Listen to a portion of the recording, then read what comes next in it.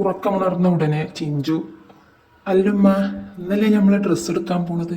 എനിക്ക് എന്തായാലും നല്ല ഉഷാറിൽ ഡ്രസ്സ് എടുക്കണം. ഇന്ന് പോണട്ടമ്മ. ഉപ്പച്ചി എപ്പോഴാണ് വരികയല്ലേ? ഇത് കേട്ട് സുലൈക്ക, ഉപ്പച്ചി വരും മോളെ, ഉപ്പച്ചി വരട്ടെ, എന്നിട്ട് നമുക്ക് പോണട്ടോ. ഡ്രസ്സൊക്കെ നമുക്ക് എടുക്കാം. പെരുന്നാൾക്ക് ഇനിയുണ്ടല്ലോ ദിവസങ്ങളെ. അപ്പോഴേക്കും നമുക്ക് ഡ്രസ്സൊക്കെ എടുക്കാം. മോള് സമാധാനപ്പെട്ടിട്ടോ. ഉപ്പച്ചി വരട്ടെ, എന്നിട്ട് നമുക്ക് പോയി എടുക്കട്ടോ. ഇതും പറഞ്ഞ് സുലൈക്ക ചിഞ്ചുവിനെ സമാധാനിച്ചു. പ്രവാസിയായിരുന്ന അസീസ് കൊറോണയിൽപ്പെട്ട് പിന്നീട് ഗൾഫിലോട്ട് പോകാൻ സാധിച്ചില്ല. അത് കാരണം തന്നെ നാട്ടിലുള്ള ഒരു മുതലാളിയുടെ ഹോട്ടലിലാണ് അസീസിൻ്റെ ജോലി. എല്ലാ ദിവസവും വീട്ടിലേക്ക് വരാൻ പറ്റാത്ത അങ്ങ് ദൂരെയാണ് അസീസ്. അതിനാൽ ആഴ്ചയിലോ മാസത്തിലോ ഒരിക്കലാണ് അസീസ് നാട്ടിൽ വരിക. കടയിൽ ജോലിയെടുത്ത് കിട്ടുന്ന വരുമാനം വീട്ടിലെത്തിയാൽ അത് എവിടേക്ക് പോകുന്നു എന്ന് അസീസിന് അറിയില്ല. കാരണം വീട്ടിലെ ആവശ്യങ്ങളും മക്കളുടെ ആവശ്യങ്ങളും എല്ലാം കൂടി ആവുമ്പോഴേക്കും അസീസ് ഇപ്പോൾ എടുക്കുന്ന ജോലിയിലെ പണം അസീസിന് തികയുന്നില്ല. 20 വർഷമായി ഗൾഫിലെ അത്യാവശ്യം കുഴപ്പമില്ലാത്ത ശമ്പളത്തോടു കൂടി ജോലി ചെയ്തു വരികയായിരുന്നു അസീസ്. നാട്ടിൽ 10 സെന്റ് സ്ഥലവും അതിൽ 2 നില വീടും. ഇതാണ് അസീസിന് ആകെ ഉണ്ടായിരുന്ന സമ്പാദ്യം. അത്യാവശ്യം കുഴപ്പമില്ലാത്ത രീതിയിൽ ജീവിച്ചു പോന്നിരുന്ന അസീസിൻ്റെ കുടുംബം നാട്ടിന്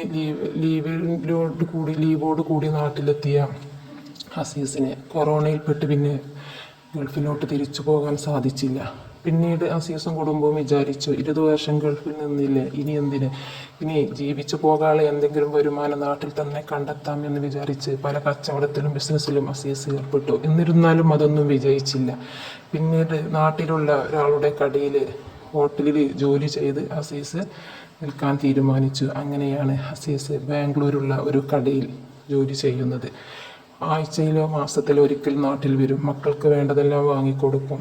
എന്നാൽ 5 പൈസ കയ്യിലില്ലാതെ അസീസ് തിരിച്ചു പോകും. പിന്നീടുള്ള ദിവസങ്ങൾ സുലൈഖ കഷ്ടപ്പെട്ട് ജീവിക്കും.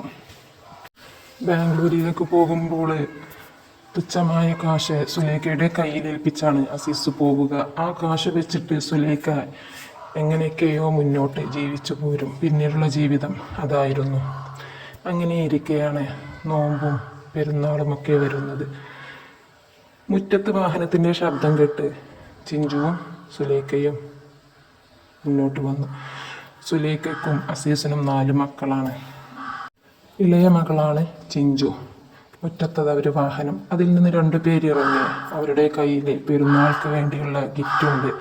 അവർ നേരെ ആ ഗിഫ്റ്റുമായിട്ട് അയൽവാസിയായ അഹമ്മദ്ക്കയുടെ വീട്ടിലേക്കാണ് നടക്കുന്നത്. ഇത് കണ്ടതും ചിഞ്ചു ചോദിച്ചു, അല്ലുമ്മ, നമുക്കെന്താ അവള് ഗിഫ്റ്റൊന്നും തരാത്തത്? അപ്പോൾ സുലൈഖ പറഞ്ഞു, അത് നമുക്കുണ്ടാവില്ല മോളെ, നമ്മളൊക്കെ വലിയ വലിയ ആൾക്കാരാണ്, അതൊന്നും നമുക്ക് കിട്ടൂല. ഇതും പറഞ്ഞ് ചിഞ്ചുവിനെയും കൂട്ടി സുലൈഖ അകത്തേക്ക് കയറി വാതിലടച്ചു. അതിനുശേഷം ചിഞ്ചുവിനെ തലേ ദിവസത്തെ പത്തിരിയും കറിയും വെച്ചു കൊടുത്ത് സുലൈഖ പറഞ്ഞു, മോളെ ചിഞ്ചു, നീ ചായ കുടിക്ക്, നിനക്ക് ഇനി ഉച്ചക്കൊക്കെ കഞ്ഞി വെക്കാനും നോക്കട്ടെ. ഇതും പറഞ്ഞ് സുലൈഖ പാത്രവും എടുത്ത് അരി ഇട്ടിരിക്കുന്ന പാത്രത്തിലേക്ക് നോക്കി. അല്ലാ, അരി കഴിഞ്ഞിക്കണല്ലോ, ഇനി എന്താ ചെയ്യുക? ഈ മാസമാണെങ്കിൽ കഴിഞ്ഞിട്ടില്ല, അടുത്ത മാസമല്ലേ ഇനി റേഷൻ കടയിൽ നിന്ന് അരി കിട്ടുള്ളൂ, എന്തൊക്കെ ചെയ്യുക? ഇതും പറഞ്ഞ് സുലൈഖ ഒന്ന് നെടുവീർപ്പിട്ടു. അങ്ങനെയൊക്കെ പെരുന്നാളിന് ഇനി 5 ദിവസം ബാക്കി. അപ്പോഴാണ് അസീസ് ബാംഗ്ലൂരിൽ നിന്ന് വരുന്നത്. വന്ന ഉടനെ ചിഞ്ചു, ഉപ്പച്ചി, നമുക്ക് ഡ്രസ്സ് എടുക്കാൻ പോകണ്ടേ? ഇത് കേട്ടതും അസീസ് ചിഞ്ചുവിനെ വാരിപ്പുണർന്ന് പറഞ്ഞു, ആ ഡ്രസ്സ് എടുക്കാൻ പോകണം. എൻ്റെ കുട്ടികൾക്ക് ഡ്രസ്സ് എടുക്കാൻ വേണ്ടിയിട്ടൊക്കെ തന്നെയല്ലേ എത്ര ദിവസമാണ് നിന്നത്. എൻ്റെ കുട്ടികൾക്ക് പോയിക്കാണ്ട് ഡ്രസ്സ് എടുക്കണം, നമുക്ക് പോകട്ടോ. ഇത് പറഞ്ഞ് അസീസ് ചിഞ്ചുവിനെ സമാധാനിപ്പിച്ചു. സുലൈഖയോട് പറഞ്ഞു, നീ വേഗം ഒരുങ്ങാൻ നോക്ക്, നമുക്ക് മക്കൾക്ക് വേണ്ട സാധനങ്ങളൊക്കെ എടുത്തു കൊടുക്കണം, പെട്ടെന്ന് നോക്ക്. കടയിലൊക്കെ ഭയങ്കര തിരക്കായിരിക്കും, ഇതിന് മുന്നേ എടുക്കേണ്ടായിരുന്നു, പക്ഷേങ്കിൽ എനിക്ക് പോരാൻ പറ്റിയില്ല. എത്ര പ്രയാസവും വിഷമവും ഉണ്ടെങ്കിലും അസീസ് അതൊന്നും സുലൈഖയെയോ മക്കളെയോ അറിയിക്കുമായിരുന്നില്ല. എന്നിരുന്നാലും സുലൈഖക്ക് അറിയാമായിരുന്നു, തൻ്റെ ഈക്ക എനിക്കും മക്കൾക്കും വേണ്ടി ഒരുപാട് കഷ്ടപ്പെടുന്നുണ്ട്. കാരണം മക്കളുടെ പഠനവും മക്കളുടെ മറ്റ് ആവശ്യങ്ങളും അതിനിടയിൽ വരുന്ന ചില ഹോസ്പിറ്റൽ ചിലവുകളും അങ്ങനെ വീട്ടാവശ്യങ്ങൾക്കുള്ള ചിലവ് വേറെയും, ഇങ്ങനെ പല ആവശ്യങ്ങളുമായിട്ട് അസീസിന് അധ്വാനിക്കുന്ന പണം തികയുന്നില്ല എന്ന് സുലൈഖക്ക് നല്ല പോലെ അറിയാമായിരുന്നു. 18ഉം 16ഉം വയസ്സായ മൂത്ത 2 മക്കൾക്കും അസീസും സുലൈഖയും ഡ്രസ്സൊന്നും എടുത്തില്ല. കാരണം അതവൾക്ക് പറ്റില്ല എന്ന് അവർക്കറിയാമായിരുന്നു. അതുകൊണ്ട് അസീസ് തീരുമാനിച്ചു, മക്കൾക്ക് കാശ് കൊടുക്കാം, അവർ പോയി എടുത്തോട്ടെ. കാരണം നമ്മൾ എടുത്തു കൊണ്ട് ചെന്നാൽ അവർക്ക് പറ്റൂല. ഇപ്പോഴത്തെ കുട്ടികൾ അങ്ങനത്തെ ഓരോന്നൊക്കെ ഇടയിൽ അത് കണ്ട് നമ്മളെ കുട്ടികൾക്ക് ഉണ്ടാവില്ലേ അങ്ങനത്തെ ഡ്രസ്സും കാര്യങ്ങളൊക്കെ ഇടാനൊക്കെ ആഗ്രഹം. പിന്നെ അത് നമ്മളായിട്ട് ഇല്ലാതെ വെക്കണ്ട. ഇത്രയും പറഞ്ഞ് മക്കളുടെ ആഗ്രഹം മാത്രം സ്വപ്നം കണ്ടിരുന്ന അസീസ് വേറെ ഒന്നിനെക്കുറിച്ചും ചിന്തിച്ചിരുന്നില്ല.